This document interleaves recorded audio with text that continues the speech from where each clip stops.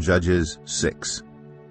The Israelites did evil in the eyes of the Lord, and for 7 years he gave them into the hands of the Midianites. Because the power of Midian was so oppressive, the Israelites prepared shelters for themselves in mountain clefts, caves, and strongholds. Whenever the Israelites planted their crops, the Midianites, Amalekites, and other eastern peoples invaded the country.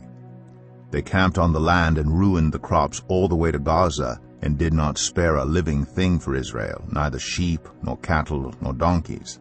They came up with their livestock and their tents like swarms of locusts. It was impossible to count them or their camels.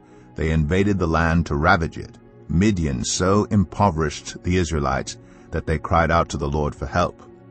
When the Israelites cried out to the Lord because of Midian, he sent them a prophet who said, "This is what the Lord, the God of Israel, says. I brought you up out of Egypt, out of the land of slavery. I rescued you from the hand of the Egyptians, and I delivered you from the hand of all your oppressors. I drove them out before you and gave you their land. I said to you, I am the Lord your God. Do not worship the gods of the Amorites in whose land you live. But you have not listened to me." The angel of the Lord came and sat down under the oak in Ophrah that belonged to Joash the Abiezrite, where his son Gideon was threshing wheat in a winepress to keep it from the Midianites.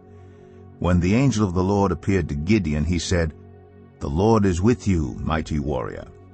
"Pardon me, my lord," Gideon replied. "But if the Lord is with us, why has all this happened to us? Where are all his wonders that our ancestors told us about when they said, 'Did not the Lord bring us up out of Egypt?' But now the Lord has abandoned us and given us into the hand of Midian." The Lord turned to him and said, "Go in the strength you have and save Israel out of Midian's hand. Am I not sending you?" "Pardon me, my lord," Gideon replied, "but how can I save Israel? My clan is the weakest in Manasseh, and I am the least in my family." The Lord answered, "I will be with you, and you will strike down all the Midianites, leaving none alive." Gideon replied, "If now I have found favor in your eyes, give me a sign that it is really you talking to me. Please do not go away until I come back and bring my offering and set it before you."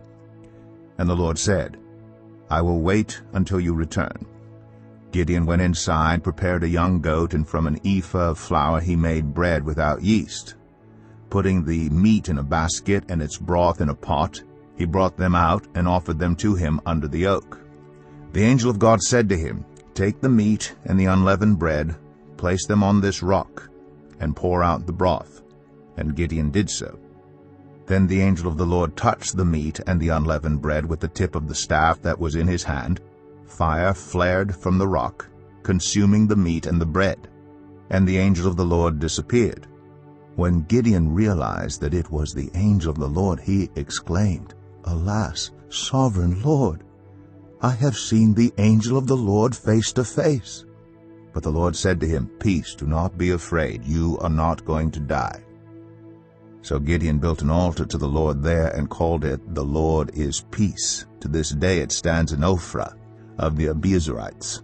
That same night the Lord said to him, "Take the second bull from your father's herd, the one 7 years old. Tear down your father's altar to Baal and cut down the Asherah pole beside it.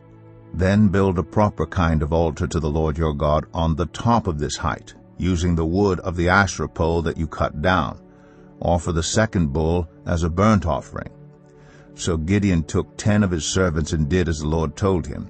But because he was afraid of his family and the townspeople, he did it at night rather than in the daytime. In the morning, when the people of the town got up, there was Baal's altar demolished, with the Asherah pole beside it cut down, and the second bull sacrificed on the newly built altar. They asked each other, "Who did this?" When they carefully investigated, they were told, "Gideon, son of Joash, did it." The people of the town demanded of Joash, "Bring out your son. He must die because he has broken down Baal's altar and cut down the Asherah pole beside it." But Joash replied to the hostile crowd around him, "Are you going to plead Baal's cause? Are you trying to save him? Whoever fights for him shall be put to death by morning. If Baal really is a god, he can defend himself when someone breaks down his altar." So because Gideon broke down Baal's altar, they gave him the name Jerubbaal that day, saying, "Let Baal contend with him." Now all the Midianites, Amalekites, and other eastern peoples joined forces, and crossed over the Jordan, and camped in the valley of Jezreel. Then the Spirit of the Lord came on Gideon, and he blew a trumpet, summoning the Abiezrites to follow him. He sent messengers throughout Manasseh, calling them to arms, and also into Asher, Zebulun, and Naphtali, so that they too went up to meet them. Gideon said to God, "If you will save Israel by my hand as you have promised, look, I will place a wool fleece on the threshing floor. If there is dew only on the fleece, and all the ground is dry, then I will know that you will save Israel by my hand, as you said." And that is what happened. Gideon rose early the next day. He squeezed the fleece and wrung out the dew, a bowlful of water. Then Gideon said to God, "Do not be angry with me. Let me make just one more request. Allow me one more test with the fleece, but this time make the fleece dry, and let the ground be covered with dew." That night God did so. Only the fleece was dry. All the ground was covered with dew.